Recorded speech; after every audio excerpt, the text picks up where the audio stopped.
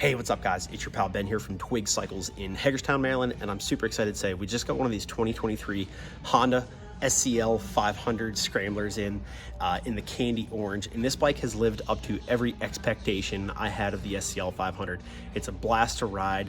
It's super fun, and really I think this is going to be a great bike for those that are looking to step down from a larger bike and get into a little bit something more comfortable, lightweight, a little bit more of a standard riding position, and also for those that are looking for a great entry-level motorcycle. This thing is going to be absolutely fantastic. Honda just released this bike maybe a month and a half, 2 months ago roughly, so seeing these bikes on the showroom floors are going to be scarce until Honda really starts to pump out some inventory. So this video is just simply to get to know the bike and see if this is going to be a suitable, more compatible motorcycle for you as a rider. So let's dive in.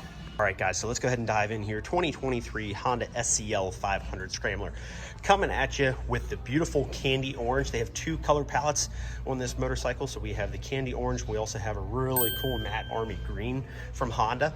Both trim levels come outfitted with anti-lock brakes. So we have ABS front and rear, which is fantastic. Seat height on this motorcycle is coming in at 31.1 inches. I did actually grab the tape measure just to verify that. It is tried and true from Honda, 31.1 inches, which obviously is going to sag down a little bit once you actually sit on the motorcycle. This is a fuel-injected, liquid-cooled parallel twin engine. So this is going to be very light, but also very peppy. Like I say, fuel-injected, liquid-cooled, of course. This is a 471cc parallel twin engine. This also is a dual overhead cam motor from Honda. Engagement on this, as with any Honda, this is extremely smooth. So smooth engagement from the engine and your clutch. This features Honda's slipper and assist clutch. So obviously that clutch pull is very, very smooth, buttery smooth. You can see I'm just pulling with one finger right there. But yeah, super smooth slipper and assist clutch from Honda. Fantastic. As far as your wheels and tires on this bad boy, so we have a 19-inch on the front and a 17-inch on the rear. Coming at you with the Dunlop Trail Max mixed tour tires, to be exact. So we got the Dunlop Trail Max tires. Your front tire is a 110/80/19 and rear tire is a 150/60/17. Again, Dunlop Trail Max mixed tour tires. I'm sure if you really want to, you could probably step up to a little bit more of aggressive, an aggressive off-road tire. These are a great 50/50 tire. Honestly, I would just probably stick with what Honda threw on this bad boy. Style points on this thing, by the way, obviously everything is LED, so we have LED taillights, turn signals, headlight. Honda outfitted this bike with the fork gaiters on there, so really cool, some nice scrambler touches. We got the knee pads up here on that 3.2 gallon tank, 3.2 gallon tank. So we got the knee pads, we got the ribbed scrambler seat, which they did a fantastic. I love a nice flat seat. One of the really cool things about this is going to be your the fact that you can kind of scoot your butt forward and backward a little bit, so you have some room to kind of spread out a little bit. And also you do have some passenger accommodations here as well. So nice wide seat, very comfortable. Ergonomics are actually great on this. I'm about 6'1". Obviously this bike kind of derives from the Honda Rebel 500 and 300. So very different riding position from your Rebels. So your Rebel's going to be more of your bobber style cruiser type setting. This is going to be more upright, more scrambler. So your foot pegs are going to be almost directly underneath your seat. So your foot pegs are going to be a little bit further back. But like I say, you have some great room on that seat that you can kind of scooch forward and backward. And obviously with your bars, you have more of an upright bar, which I'm sure if you really want to, you could switch those bars out, maybe throw in some risers of some sort if you like. So great ergonomics. This has a 31.1 inch seat height. So 31.1 inch seat height. I did actually grab the tape measure, and that is spot on from Honda. So for those of you that are looking to maybe do a little bit more avid off-roading, your ground clearance on this actually has a lot of ground clearance once you kind of eliminate that exhaust coming underneath the engine. There's a reason they did that, and I'll get into that here in a minute. But you're around 7 3/4, 8 inches worth of ground clearance. This bike wasn't designed to be an aggressive off-roader like say like a Triumph Scrambler 1200 or anything like that. You can take this off-road. It's going to handle very well off-road. You got about 8 inches worth of ground clearance, and great suspension on this bike, by the way, as well. But just so you know, if you're looking to really take this thing off-road, 8 inches worth of ground clearance. This is a 31.1 inch seat height. As far as handling goes, I thought the bike handled phenomenal. Obviously, as any typical Honda product, the engagement's very smooth, the engine's very smooth, shifting's very smooth. Obviously, like I say, this is a 6-speed transmission. This features Honda's 471cc parallel twin liquid cooled fuel injected engine with the slipper and assist clutch, which is going to make that engagement very, very smooth. So just overall, a great piece from Honda. I think they executed this bike very, very well. Those of you that are maybe looking to buy this bike as a first bike, great choice, by the way. The biggest thing for you is going to be just making sure that that seat height is comfortable. Like I say, this is a 31.1 inch seat height. So seat height is going to be very important to know. So one of the other nice things, like I say, this is a liquid cooled engine, so it's going to run very cool. It's going to keep that heat level down, and this is also fuel injected, so we don't have any carburetors to worry about on this bike.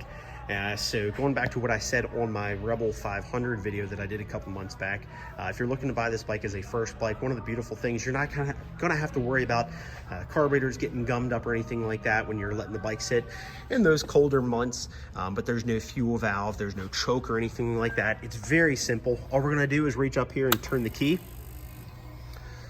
Got a nice, very simple display. We do have a gear indicator, our time at the top, our time at the top, speedometer, fuel gauge, and then our odometer's right there.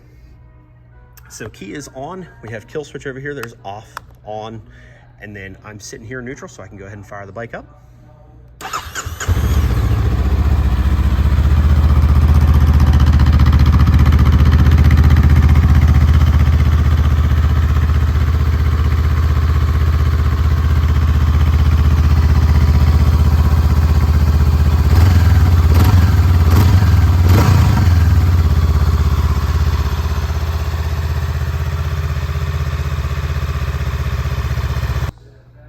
Also, for those of you that are looking for a great beginner bike, this thing is extremely simple.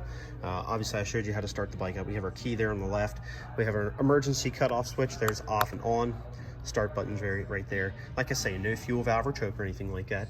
But they didn't gaudy up the handlebars here too much. We have all the simple stuff. We got front brake and throttle on one side, get your kill switch and start button. We also have some hazards there should we ever need those. And like I say, everything on this bike is LED. So obviously being noticed out on the road is very important, as well as being able to see at night. So LED turn signals, LED headlight. Going right back up front here, so I'm going to turn those hazards off. We have our turn signals here, left, right. We do have to press into cancel, and then horns right there. And we got low beam and high beam. Going back to the old safety course days, they used to teach you if you're getting ready to pass a car on a dotted yellow, you're supposed to just give them a quick tap on the headlights just to let them know that you're passing. So you would flash your high beams and then flick on the turn signal to go pass. So that's what you'll see. A lot of bikes actually have a pass light up there. It's the same thing as just flicking your high beam on and off like that. It's just a lot quicker to just do that right there. Again, kind of working our way back here. Fantastic style points from Honda. Like I say, we got the fork gaiters right up front there.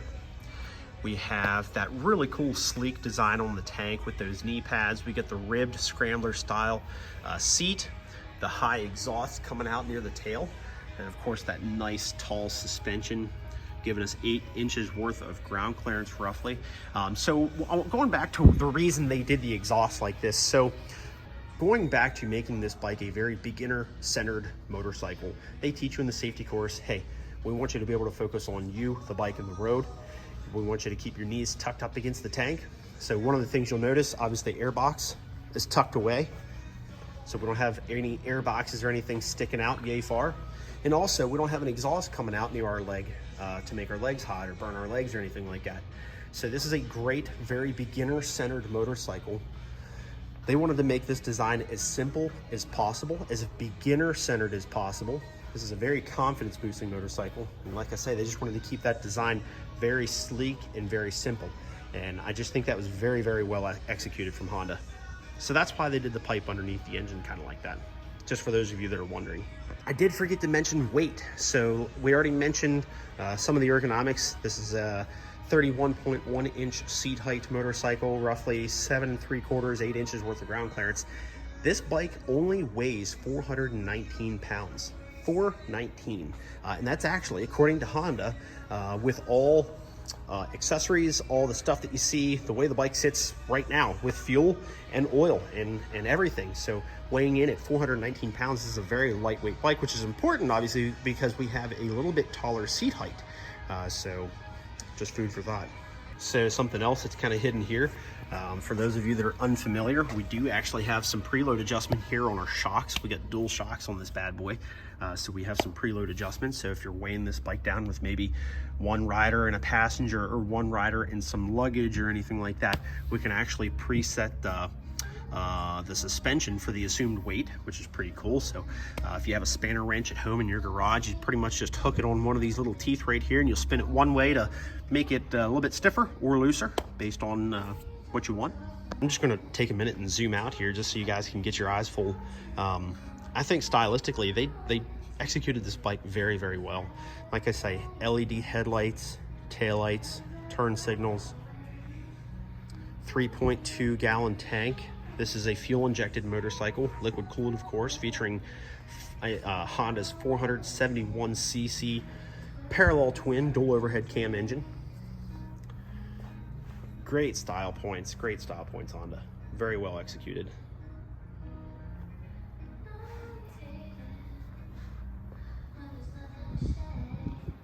I love that exhaust. I love the seat. I love everything about this bike. ABS brakes front and rear. Got a 19-inch wheel in the front, 17-inch wheel on the rear, featuring the Dunlop Trail Max tires. So as I had mentioned, this bike is just very well executed. I think they hit the nail on the head with this motorcycle. Could we possibly see an SCL500 sometime in the future? That is yet to be seen. I think Honda would knock it out of the park if they do decide to do that, just like they did here with this 500. This is both a great bike if you're looking to step down from a larger, heavier motorcycle. This is going to be a great pick. Obviously fuel injected, it's peppy, it's got a parallel twin 500cc engine. And again, if you're looking for a bike to step into, maybe upgrade from your 250 or 300, or even if you're looking to just go ahead and make the step, I'm going for the SCL500, even the Rebel 500 as my first pick. Very beginner-centered motorcycles. 2 thumbs up from Honda there. Very beginner-centered, very confidence-boosting. The big choice you're going to have to make as a rider is, do I want a lower seat height or a taller seat height? Do I really want to stick to the road only, or do I want to do a little bit of on-road, off-road? If you're looking to do that, this is the bike for you. This is going to be a fantastic motorcycle. Hopefully this video helped answer some of your questions on the SCL500. If perhaps there's something that I missed in this video that I did not mention, please let me know in the comments section below, and I'd be happy to address that. I simply just do these videos for fun. This is to help answer your questions. I know there's some shortages out there throughout the US and across the world on some inventory, so trying to see these bikes on the showroom floor might be scarce until all the manufacturers really start to pump out some inventory. So but hopefully this helps answer some questions. Like I say, if you got questions, leave those in the comments section below. I'll get to them ASAP.